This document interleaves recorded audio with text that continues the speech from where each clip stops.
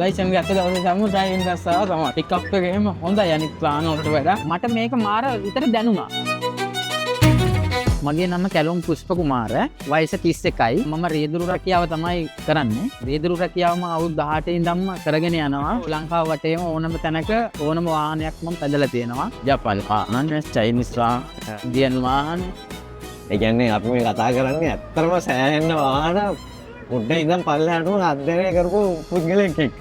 මේ අල්ට්‍රා වාහනේ අදම තමයි මම මේ අදින්නේ. ගොඩක් දුරට තියෙන බලාපොරොත්තු වෙන්නේ අපේ රියදුරු රස්තාවක් විදියට පහසුව තමයි අපිට වැදගත්. මොකද ඊට පහුවෙන්දත් වැඩ කටයුතු කරන්න ඕන. ඉඩ කඩ වුණත් අනිත් වාහන වලට වඩා තියෙනවා. ඉස්සර කිරීම පහසුයි. දැන් සාමාන්‍යයෙන් අර කැපිලා පැත්තට යන්නේ නැහැ. දැන් සමහර පවර් වාහන තියෙනවා. ඒක මෙහෙම ඇතරියත් කැපිලා පැත්තටම යනවනේ. දැන් මේකෙන් මේ යන්නේ නැහැ. මේක බැලන්ස් ඕනම පොඩි පටු පාරක වුණත් යන්න පහසුයි. පිකප් එක හොඳට තියෙනවා. ක්ලච් බැලන්ස් එක උනත් තියෙනවා. බ්‍රේක් එක උනත් අහනවා. ගියර් ලිවර් එක ඩෑෂ්බෝඩ් එකේ තියෙන නිසා තව දෙන්නෙක් උනත් දාගෙන යන්න පුළුවන් කිසි කරදරයක් නැතුව. AC එක ගත්තොත් සුපිරි. කාර් එකකටත් වඩා හොඳ තත්ත්වයක තියෙනවා. මම කාරුත් ඇදලා තියෙනවා. සීට් එකත් මාර පහසුයි. ඒ කියන්නේ අපේ ශරීරය බරට අනුව අපිට හැදෙනවා.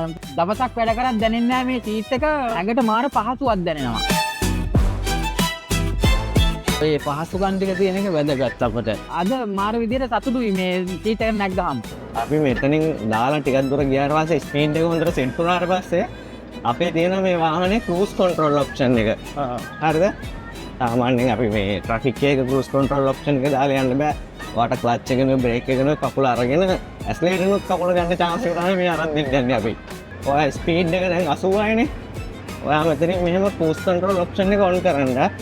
ඊට පස්සේ ඇක්සලරේටර් ෂේප් එක කකුල ගන්න බලන්න. අය යන්න පුළුවන් ඉතින් වෙඩි දෙනවා වගේ නේ.